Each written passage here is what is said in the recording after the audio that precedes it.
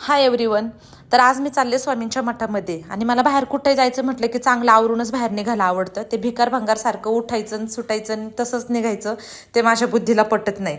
देवाने आपल्याला चांगली पर्सनॅलिटी दिली तर आपली पर्सनॅलिटी आपण जपायची आणि ती आपल्यासाठी जपायची, आपण दुसऱ्यांसाठी नाही जपायची. लोक काय बोलतील हा विचार करणाऱ्यातली मी नाहीये. मस्त मग गॉगल घातला, गाडी स्टार्ट केली. गाडी स्टार्ट केल्यावरती आमच्या इथे जवळच दिघीमध्ये एक स्वामींचा मठ आहे.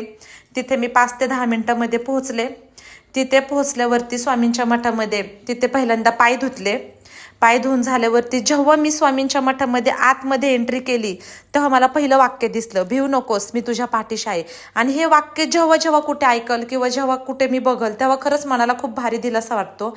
आणि 5 वर्षापूर्वी खरंच माझ्या आयुष्यामध्ये खूप प्रॉब्लेम होते, खूप दुःख पण होती, पण जसं मी स्वामींचा मार्ग धरला तसा स्वामींनी माझा हात एकदाही सोडलेला नाहीये. त्याच्यामुळं जोपर्यंत माझ्या जीवात जीव आहे तोपर्यंत मी स्वामींची सेवा करणार. श्री स्वामी समर्थ.